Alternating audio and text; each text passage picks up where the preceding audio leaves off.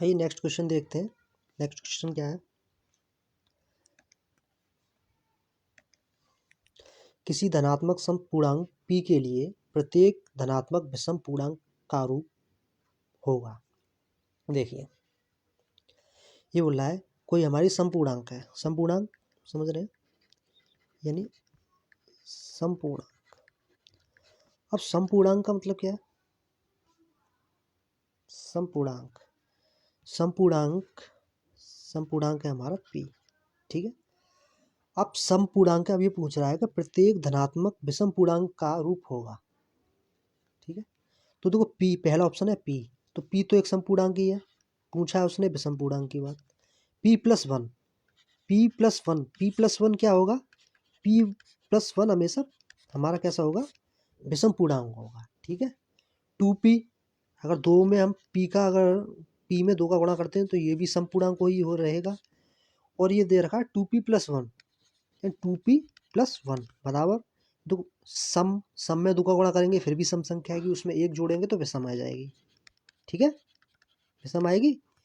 जैसे 9 है, 9 दूनी 18, 18 एक 19, इसको मान लो 11 मान लें तो 11 दूनी, सॉरी नहीं ये 10, 10 दूनी 20, 20 और एक 21, तब भी वो विषम पूर्णांक ही रहा।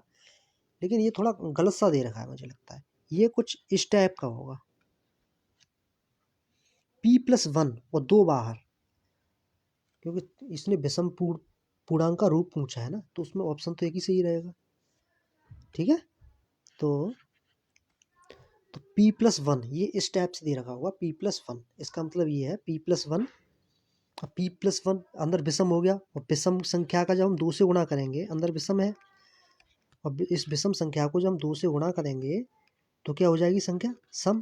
जैसे मान लो विषम संख्या हमारी 3 है, और 3 को जब 2 से गुणा कर दिया तो कितना आएगी 6, और 6 कैसी संख्या है, 6 एक सम संख्या है, ठीक है। तो ये थोड़ा गलत दे रखा है, ये इसको ऐसे होगा, इसमें ब्रैकेट लग रहा होगा इस इधर साइड में, इधर साइड में, ठीक है। तो इस हिसाब से हमारा ऑप्शन कौन सा सही रहेगा, ऑप्शन नंबर बी। कौन सा सही रहेगा, ऑप्शन नंबर बी, ठीक है। नेक्स्ट क्वेश्चन देखते हैं, नेक्स्ट क्वेश्चन क्या है। नेक्स्ट क्वेश्चन है, यदि संख्या 7, 8, x, 11, 15, 14 का माध्य x है तो x का मान बताइए, ठीक है। अब देखो यानी संख्या कितनी है, और माध्य ज्ञात करने के लिए क्या होता है, माध्य बराबर फॉर्मूला क्या होता है, उन संख्याओं को जोड़ो, ठीक है। यानी 7 plus 8 plus x plus 11 plus 14 बट्टे कितनी संख्या है, 1 2 3 4 5, 5 से भाग दे दो। माध्य कितना दे रखा है, माध्य बराबर है x, यानी इसको भी x लिखेंगे, x बराबर 7 8 15, 15 15 और 15 11 कितने होते हैं 26, 26 और 4 यानी 40, 40 ही हो गई है, 10 20 और 30 और 40, सही है 40, 40 प्लस x बट्टे 5, 5 उधर चला गया यानी 5x बराबर 40 प्लस x उधर चला गया यानी 5x माइनस x, तो x बराबर यहाँ कितने बचे 40, तो इधर कितने बच गए 4x बराबर 40, तो x बराबर क्या निकल के आएगा 40 बट्टे 2, यानी x बराबर कितना निकल के आ गया 10, x का वैल्यू कितना निकल के आएगा, यानी x का मान है 10, ठीक है, इस ऑप्शन का 10। अब देखो ऑप्शन के हिसाब से थोड़ा जल्दी करने का आइडिया कैसे कैसे करें हम इसको, यानी हमें माध्य निकालना है तो हमको इसको कैसे निकालना है, समझो बात को, ठीक है। मैं क्या बताना चाह रहा हूँ इस क्वेश्चन को, 8वां क्वेश्चन है ना, बता दूँ पहले।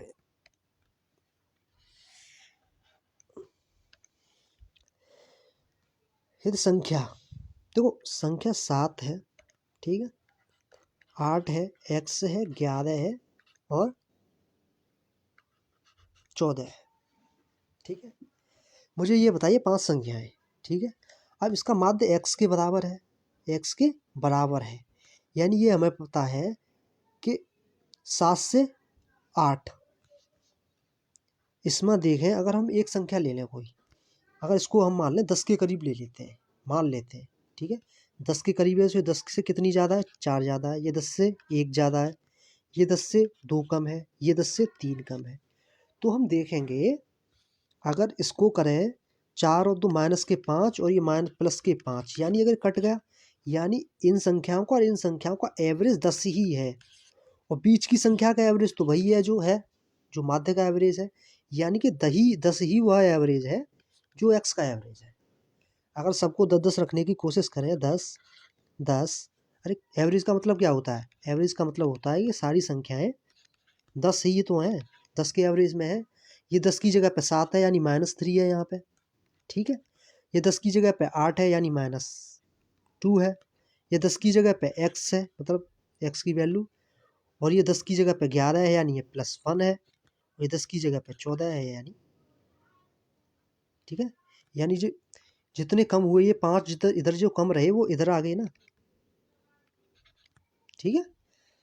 तो एवरेज कभी पूछे तो उसका हम ऐसे भी निकाल सकते हैं कि उसमें एक कोई संख्या ले लो और उसके आसपास देख लो कितना इससे कम है कितना ज़्यादा है, और उसको जितनी आए जितना उसका घटा के, जैसे अगर ये तो हमारा 0 आया, अगर यहाँ 0 नहीं आता कुछ बचता तो उसको बट्टे 5 संख्या से भाग दे देते और जो हमने मानी थी उसमें हम जोड़ देते, तो ऐसे भी निकाल सकते थे, ठीक है।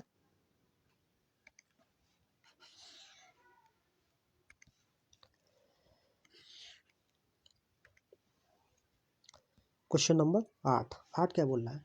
यह द्विघात समीकरण ax² + bx + c = 0 के मूल समान है तो c का मान है।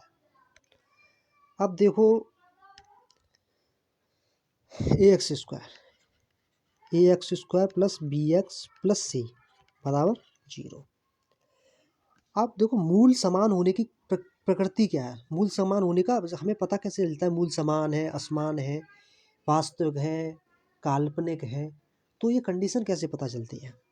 ठीक है, देखो वास्तविक मूल से कैसे पता करते हैं? मूल दो तरह के होते हैं, एक तो वास्तविक होंगे, वास्तविक, और दूसरे होंगे काल्पनिक। काल्पनिक काल्पनिक वो होते हैं जब हमारे उसका मान 0 से कम आए। किसका मान? डी, विभक्त कर का मान 0 से कम आए, यानी 0 बड़ा हो विभक्त कर हो छोटा, तो काल्पनिक मान होगा उसका, ठीक है। अगर मान डी का मान 0 से बड़ा है या 0 के बराबर है तो मान वास्तविक होगा। अब इस वास्तविक में भी दो कंडीशन बनती हैं, समान और असमान की। समान और असमान, ठीक है। समान कब होगा? जब डी के बराबर होगा मान, डी का मान 0 के बराबर होगा। और असमान कब होगा? जब डी का मान बड़ा होगा 0 से, ठीक है। तो यहाँ पे देखेंगे कि एक के मूल समान है। मूल क्या है? समान है। तो देखो इसमें अगर हम देखें x² का गुणक सीधा दे ही रखा है, x² का गुणक यानी a ये है, b ये है और c ये है। तो विभक्त कर जो d होता है, d बराबर होता है b² - 4ac। अब इसका मान अगर जब मूल समान है तो d किसके बराबर होगा? 0 के बराबर, तो इसको लिखेंगे बराबर 0। अब d के बराबर है यानी तो b² माइनस माइनस इधर चला जाएगा तो प्लस का 4ac हो जाएगा, ठीक है। तो अब क्या पूछा है इसमें? तो c का मान बताइए, तो c को यहीं रखेंगे और 4a को इसके नीचे ले जाएंगे, यानी 4b² / 4a बराबर c। तो c बराबर क्या हो गया? b² / 4a। तो देखेंगे कौन सा आंसर है, b² / 4a, option number D, ठीक है। ये इसका राइट आंसर है, ठीक है।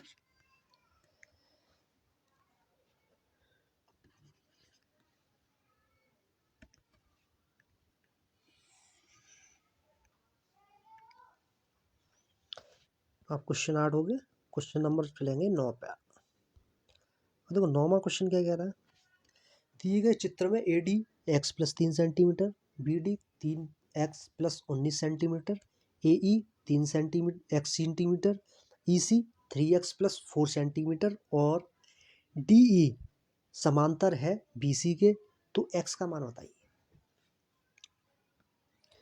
सबसे पहले समझो प्रॉपर्टीज की। देखो एक ये समचतुर्भुज है, समकोण चतुर्भुज है। कैसा है? समकोण है, ठीक है। एक मिनट, कैसा चतुर्भुज है ये?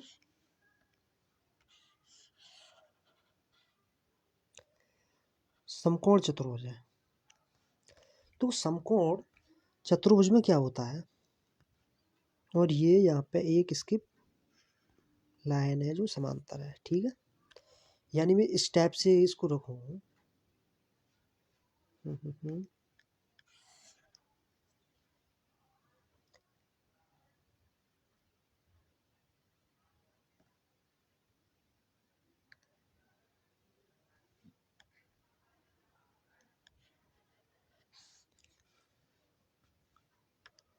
चलो ऐसे ऐसे लिखा रहता है।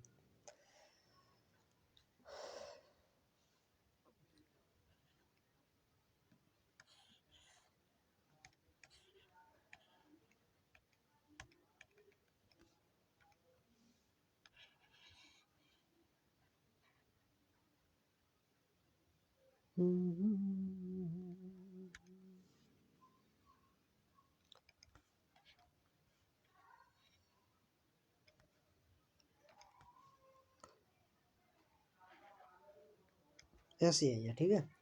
और उसमें ए ये है, बी ये है, और सी ये है, और ई ये है। तो देखो इसमें क्या है, जब भी कोई एक ही त्रिभुज में जब दो रेखाएं समांतर हो, जब एक ही त्रिभुज में दो रेखाएं समांतर हो, इसका मतलब ये होता है कि इसमें समरूपता का नियम लगता है। यानी मैं, ये डी पॉइंट है, मैं देखूं जब ए डी ई और ए, ये जो त्रिभुज है, ये वाला जो त्रिभुज है, ये त्रिभुज जो ए बी सी और ए, इस त्रिभुज के क्या होगा, समरूप होगा। और समरूप होने में प्रॉपर्टी ये लगती है, अगर मैं इसको देखूं, इसको, कि ये इसका आकार का है, यानी बड़ा वाला ये है, यानी ए बी सी मान लो इसको, क्या ये ए बी सी, ठीक है, ए बी सी ऐसे करके है ये। तो इसमें ये वाली भुजा इस पूरी भुजा के समांतर होती है, इसके ये वाली भुजा इस पूरी भुजा के समांतर होती है, और ये वाली भुजा इस पूरी भुजा यानी इस पूरी भुजा के समांतर होती है, अनुपात में होती है, ठीक है, अनुपात में होती है तीनों भुजाएं। यानी हम इसको ऐसे लिख सकते हैं, जैसे लिख सकते हैं इसको,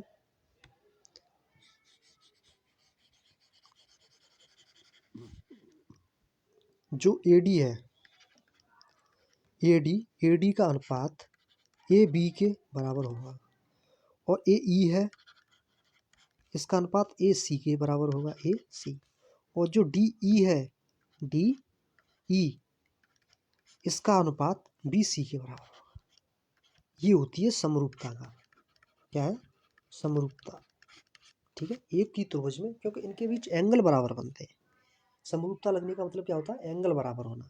क्योंकि जब ये और ये समांतर है, तो इसका ये वाला एंगल इस कोण के बराबर होगा, ये वाला इसका एंगल इस कोण के बराबर होगा, और ये वाला एंगल दोनों के लिए बराबर होगा। तो यानी कि इन दोनों त्रिभुज के तीनों एंगल तीनों एंगलों के बराबर होंगे। इस वजह से इसमें क्या लगेगी, समरूपता। अब इस सवाल को करेंगे कैसे, वो कह रहा है कि इसका और इसका समरूपता, यानी ये इसके, इसका अनुपात इन दोनों के अनुपात के बराबर होता है, जब ये तीनों का करें तब है ये। यानी इसका ये पूरी लाइन के, और इस वाले का इस पूरी लाइन के, और इसका अनुपात इसकी। जब भुजाओं की बात करें तो भुजाओं में सीधा कंसेप्ट ऐसे भी लग जाता है, जो AD है, AD का अनुपात DB के बराबर होगा, और AE का अनुपात EC के बराबर होगा, ठीक है। अगर ये हम अनुपात लगाएं, इसको करें इसको, तो देखेंगे हम,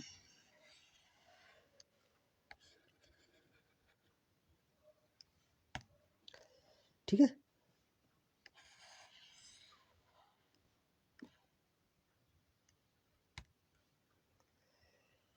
अगर इसको ऐसे लगाएं तो हम क्या देखेंगे,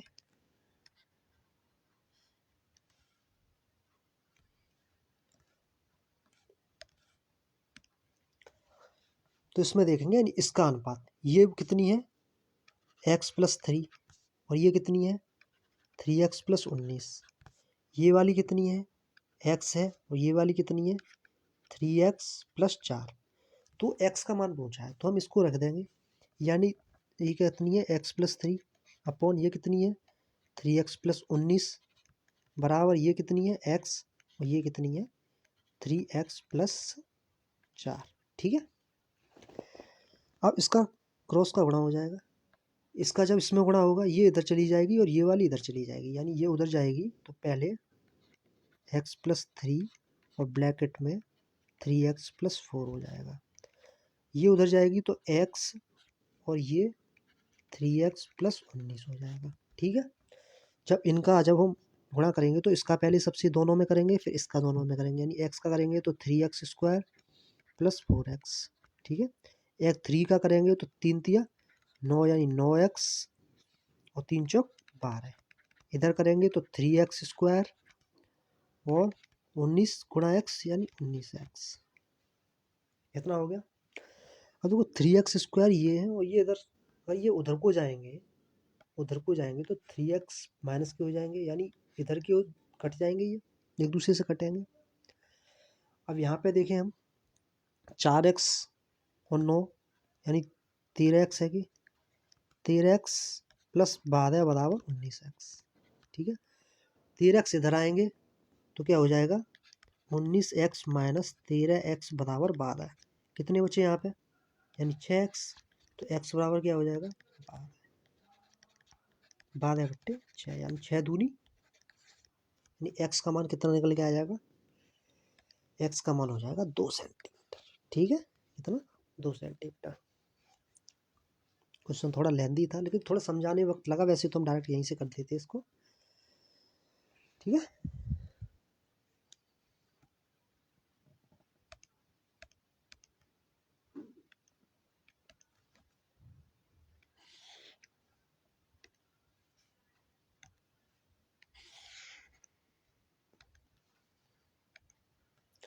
नेक्स्ट देखो 1 से 10 तक की धनात्मक 1 से 10 तक धनात्मक सम संख्याओं का समांतर माध्य ज्ञात कीजिए।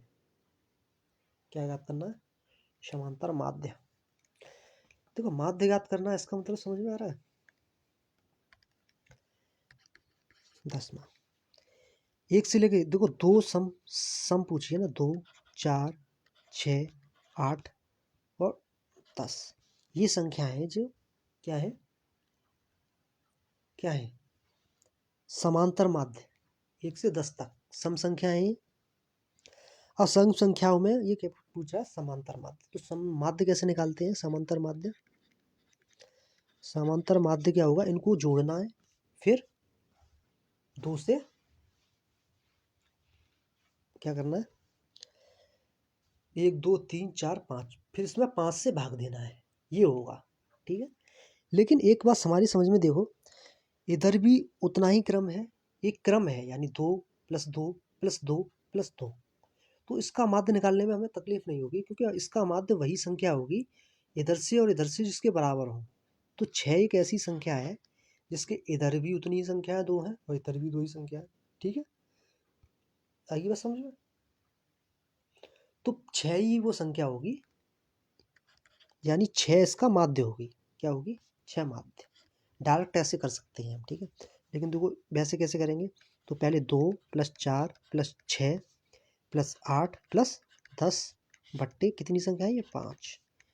देखो 10 और 2 12, 8 और 4 12 + 6 बट्टे 5, 12 और 12 24, 24 और 6 30, यानी 30/5, 5 से काट दो 5 छक्के 30, यानी 6 आंसर आ गया।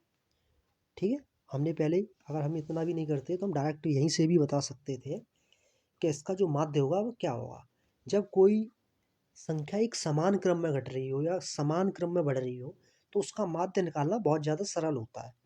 बस तुम्हें ये देखनी है कि संख्या के बीचा बीच में कौन सी संख्या है, एकदम बीचों बीच में देखनी है। तो 6 संख्या ऐसी है जिसकी 2 संख्याएं इधर है 2 संख्याएं इधर है। ठीक है। तो 6 ही इसका समांतर माध्य होगा। ठीक है। ऐसा टाइप का अगर कोई क्वेश्चन आए तो बड़े आराम से आप एग्जाम में कर लोगे। ठीक है।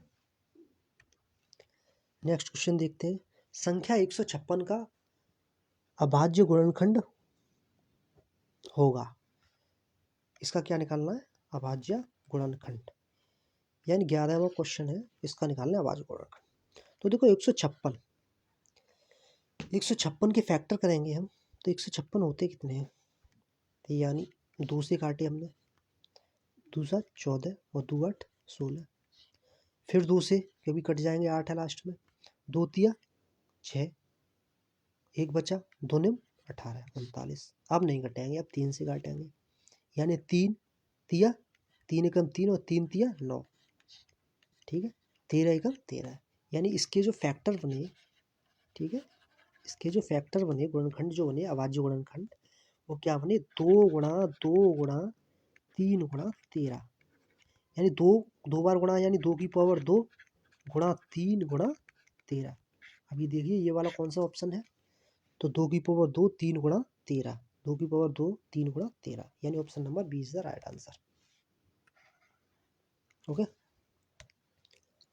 नेक्स्ट क्वेश्चन लेंगे 12वां।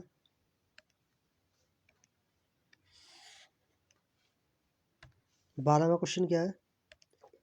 12वां क्वेश्चन है, यदि एक वर्गीकृत आंकड़े का माध्य और बहुलक क्रमशः 24 और 12 है तो उसका माध्यक ज्ञात कीजिए। तो इसका एक फॉर्मूला याद करना पड़ेगा, जिसको याद है वो अच्छी बात है, जिसको नहीं है वो एक फॉर्मूला याद करो कि बहुलक बराबर क्या होता है? 3 माध्यक, क्या 3 माध्यक माइनस 2 माध्य, ठीक है, ये क्या है? इसका फॉर्मूला है। अब बात करेंगे, माध्य और बहुलक दे रखा है। माध्य कितना है? माध्य 24 है क्रमशः, और बहुलक कितना है? बहुलक की बात करें तो कितना है? 12। तो वही इसमें रख देंगे, यानी बहुलक कितना है? 12 बराबर 3, माध्यक पूछा है, माध्यक बताइए, और माध्य कितना है? 24, यानी 2 गुणा 24, ठीक है, माइनस है, ठीक है। ये कितना हुआ? 12 बराबर 24 दूनी 48, 3 माध्यक माइनस 48, ये माइनस के 48 उधर गए तो प्लस के हो जाएंगे, यानी 12 प्लस 48 बराबर 3 माध्यक, ठीक है। 12 और 48 कितने हुए? 60, 60 बराबर 3 माध्यक, तो माध्यक बराबर क्या हो जाएगा? माध्यक बराबर क्या हो जाएगा? माध्यक बराबर, ये 3 इसके नीचे चले जाएंगे, यानी 60/3, 3 से 3 दूनी 6, यानी 20 बार, तो माध्यक कितना निकल आया? 20। 20 कौन से ऑप्शन में? Option number B, option number B is the right answer, ठीक है। 12वां क्वेश्चन हो गया ये।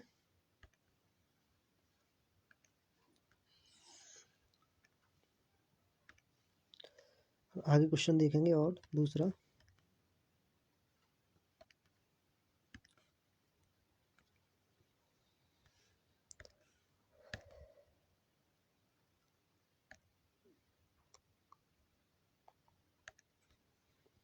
यदि रैखिक समीकरण युग्म 2x प्लस 3y, कोई रैखिक समीकरण दे रखा है 2x प्लस 3y बराबर 5, ठीक है, और दूसरा समीकरण दे रखा है 4x प्लस ky बराबर 10, के अपरिमित रूप से अनेक हल हैं। अनेक हल हैं, देखो जब जब किसी दो समीकरणों के यदि अनेक हल होते हैं तो वो दोनों समीकरण की जो रेखाएं होती हैं वो कैसी होती हैं? संपाती होती हैं, ठीक है। जब अनेक हल होंगे, अनेक हल, तो उनकी जो दोनों की, इनकी और ये दोनों रेखाएं कैसी होंगी? संपाती होंगी। और संपाती होने का अभिप्राय क्या है? A1/A2 बराबर B1/V2 बराबर C1/C2 होता है। ये हम चेक करेंगे है या नहीं। देखो पहले का ये A1 ये A2, यानी 2/4 बराबर 3/K और 5/10, यानी 1 दूनी 2, 5 दूनी 10, यानी 2 बार मल्टीप्लाई हो रहा है, ठीक है। तो हम किसी भी दो समीकरण को अगर हम यहाँ से उठा के रख लें, यानी सही है ये, ठीक है, यानी इनके बीच में वही है तो इसको अगर हम रख लें यानी 2/4 और 3k, तो k उधर जाएगा 4 इधर, यानी 2k बराबर 4 × 3 यानी 4×3 = 12, यानी 2k बराबर 12 और k बराबर क्या हो जाएगा, ये 2 इसके नीचे 12 के 2×6 = 12, तो k का मान कितना आ गया 6। ठीक है, तो उसका आंसर कितना होगा 6। 6 कहाँ पे, ये रहा। ठीक है, नेक्स्ट पढ़ो जब तक। नेक्स्ट क्वेश्चन क्या है, ABCBDE दो समबाहु त्रिभुज इस प्रकार हैं कि D भुजा BC का एक मध्य बिंदु है। त्रिभुज ABC और BDE के क्षेत्रफलों का अनुपात है। देखो, एक त्रिभुज है हमारा ABC, ठीक है, A, B और C, 14वां क्वेश्चन है। अब ABC जो त्रिभुज है वो कैसा है, समबाहु है। समबाहु का मतलब समझते हैं, यानी अगर एक लंबाई इसकी है, एक लंबाई इसकी है, तो एक लंबाई भी क्या होगी, इसकी होगी। ठीक है, एक ये है, एक ये है, तो एक ही लंबाई इसकी होगी। अब देखो ये क्या कह रहा है, किस प्रकार है कि डी भुजा डी जो भुजा है वो BC का मध्य बिंदु है। डी भुजा BC, यानी इस जगह पे पॉइंट है जो BC का मध्य बिंदु है D, और ये फिर इसका मध्य बिंदु होगा शायद।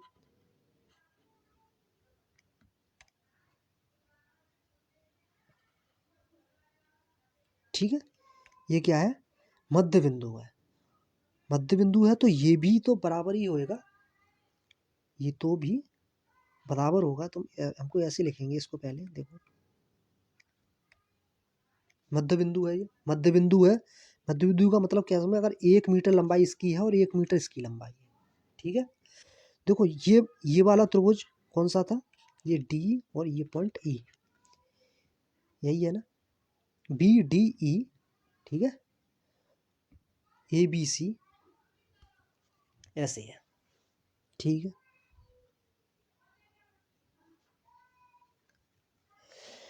अब देखो इसमें कैसे, अगर ये समबाहु है, समबाहु का मतलब क्या होता है समझ लो पहले।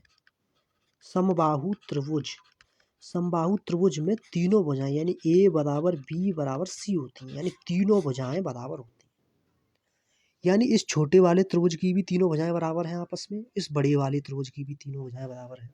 ठीक है, अगर मैं इसकी एक मानूं, एक भुजा, तो ये भी भुजा एक होगी और ये भी भुजा एक होगी। ठीक है, अगर इसकी भुजा एक है, ये इसका मध्य बिंदु है, तो ये एक और ये कितना हो गया 2, यानी ये यहाँ से लेकर यहाँ तक की टोटल लंबाई कितनी हो गई 2। अगर ये 2 है तो ये इसकी भी भुजा ये 2 हो गई, क्योंकि ये भी समबाहु त्रिभुज है 2, ये भी 2 हो गई, तो ये भी 1 हो गया। यानी मैं एवरेज देखूं इसकी भुजा का और इसकी भुजा का जो अनुपात है, ठीक है, भुजा का अनुपात अगर मैं देखूं तो ABC त्रिभुज ABC और BDE में जो AB का अनुपात है, AB अपॉन जो EB है, AB अपॉन जो EB है, यानी AB की भुजा का अनुपात, ये EB की भुजा का अनुपात है, ये 2 अनुपात 2/1 है, यानी कह सकता हूँ मैं 2:1 है।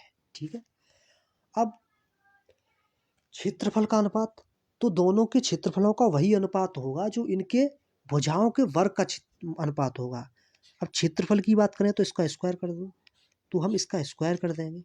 ठीक है, स्क्वायर कर देंगे, स्क्वायर यानी 3 का 2 का स्क्वायर क्या हो गया 4, और 1 का स्क्वायर 1, तो क्या हो गया 4:1 हो गया। ठीक है, 4:1 आंसर है। तो 4:1 कौन सा है? Option number C. तो C is the right answer. ठीक है। 14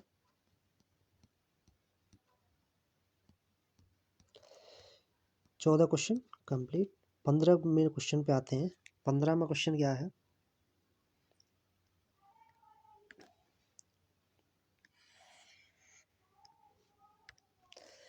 यदि cos a 7/25 है तो tan a plus cot a का मान बताइए। देखिए,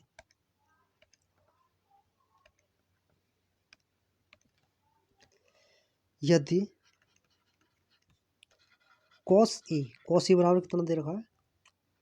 7/25। देखो 7/25 cos a, यानी हम बात करें तो ये आधार बट्टे कर्ण होगा। क्या होगा? आधार बट्टे कर्ण होगा। अगर ये ट्रिपलेट है तो अगर हम इसको पाइथागोरस से निकालें, अगर ये 25 है, ये 7 है, तो ये लंब क्या होगा? तो लंब क्या होगा? अंडर रूट कर्ण स्क्वायर माइनस आधार स्क्वायर, यही होगा। यानी कर्ण कितना है? 25 का स्क्वायर माइनस 7 का स्क्वायर। तो 25 का स्क्वायर कितना होता है? 625। ठीक है, 625। और 7 का स्क्वायर क्या होता है? 49। इसमें माइनस करेंगे तो कितना आएगा? 25 के स्क्वायर में से 7 का स्क्वायर माइनस करेंगे तो कितना आएगा?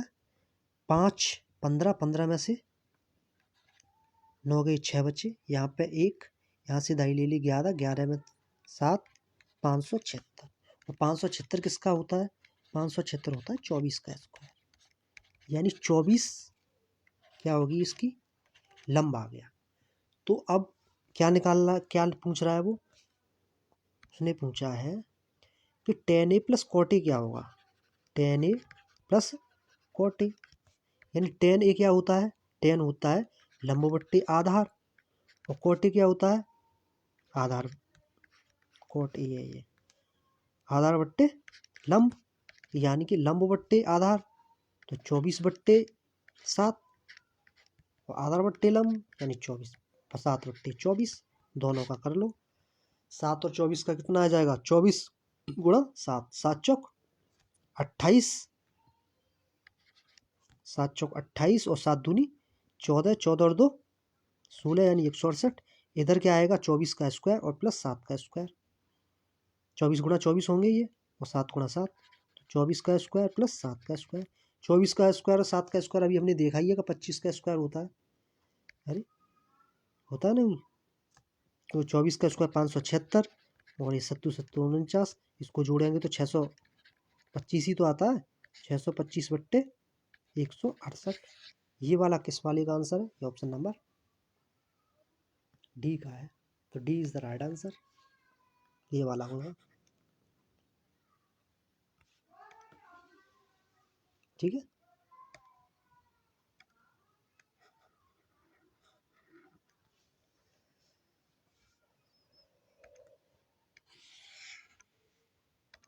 नेक्स्ट क्वेश्चन देंगे। ये दो वृत्त की त्रिज्याएं 4 सेंटीमीटर और 3 सेंटीमीटर है। यदि इन दोनों वृत्तों के क्षेत्रफल के योग के बराबर वृत्त वाले क्षेत्रफल की त्रिज्या है, तो क्या करेंगे? इसको 4 और 3 का देखेंगे। देखो इसको जल्दी करने का, 4 और 3, 4 और 3, एक मिनट,